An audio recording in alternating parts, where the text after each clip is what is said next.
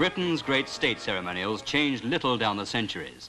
Their pageantry and splendour are the envy of the world, perhaps because these brilliant spectacles are no mere fancy dress parades, but links between past and present, full of meaning and history.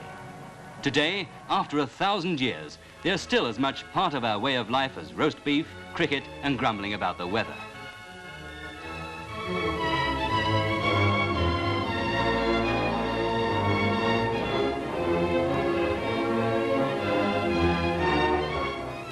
Each year, the Queen, accompanied by the Duke of Edinburgh, opens the new session of Parliament, walking in stately procession through the Royal Gallery to meet the Lords and Commons.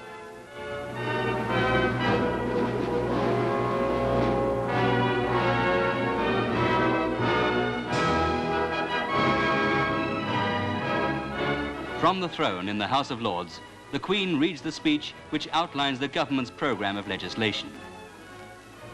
Behind every full state ceremonial is one man, the Earl Marshal of England, an office held by the Dukes of Norfolk since 1672 and linked with ancestors of his family since 1316. Behind the Earl Marshal is a body many people have never heard of, the College of Arms or Herald's College. This site, right in the heart of London, was given by Queen Mary Tudor. The college has been here since 1555, yet few Londoners know just what goes on here. People have called in expecting to see a collection of armour. But the College of Arms is the home of the ancient art of heraldry. In the Earl Marshal's court, courts of chivalry were held, where disputes, including those about rights to coats of arms, were settled.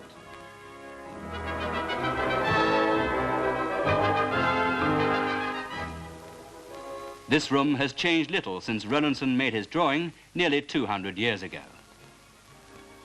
Apart from a change in fashion of dress, the main difference is that today, the flags of a great commonwealth of nations hang from the walls, flags which were carried at the last 2 coronations.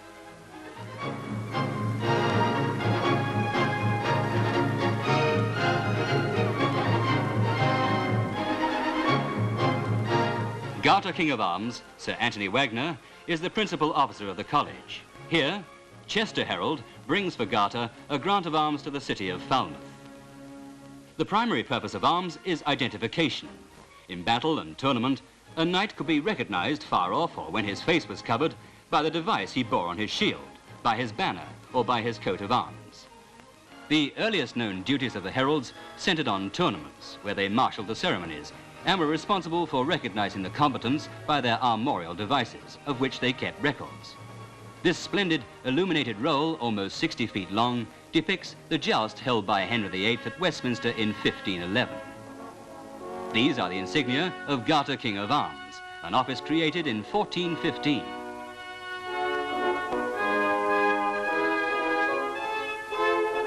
Among his many other duties, Garter is required to arrange and attend the yearly service of the Most Noble Order of the Garter at St. George's Chapel in Windsor Castle.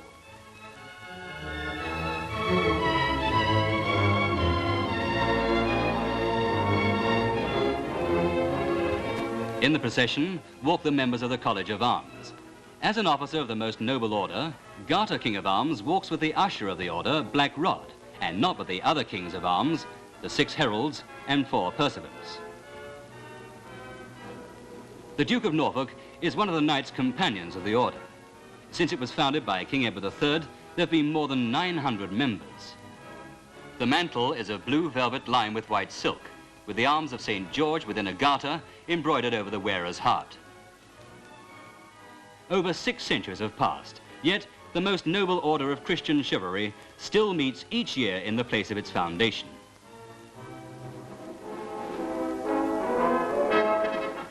For the officers of the College of Arms, attendance at ceremonial occasions is only one of their functions. Another is the tracing and recording of pedigrees. Some people can't remember the names even of their great-grandparents, but here, family pedigrees are kept which go back to the Middle Ages. Most people are fascinated by the history of their own family. The college receives hundreds of requests every year to trace pedigrees, many from people of humble origins, who are often pleasantly surprised at what can be discovered for them. This work is done privately by officers of the college and highly skilled assistants. The cost depends on the amount and nature of the work involved.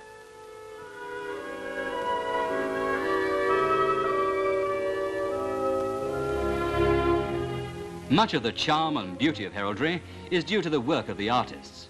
Here, a design for a new Queen's colour is checked over.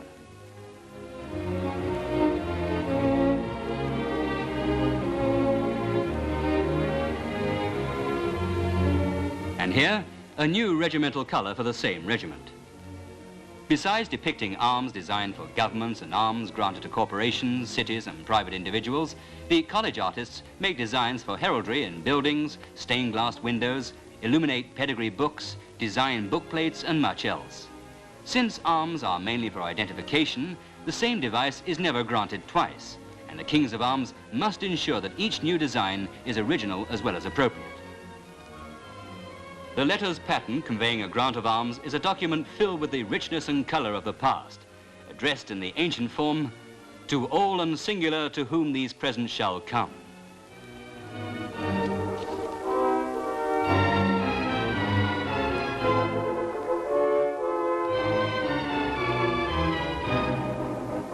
The College of Arms, here since 1555 and rebuilt soon after the Great Fire in 1666, narrowly missed destruction during the Blitz.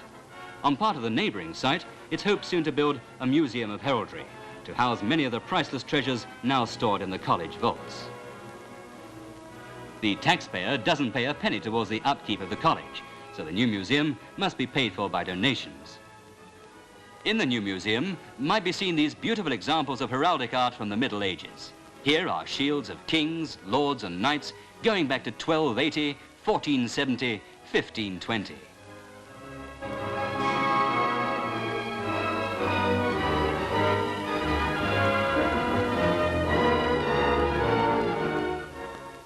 These ancient books and scrolls are unique and quite priceless.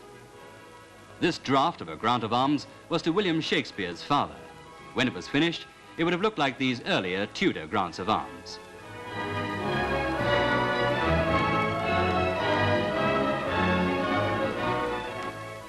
It may seem odd that in the space age, interest in the art of heraldry has never been greater.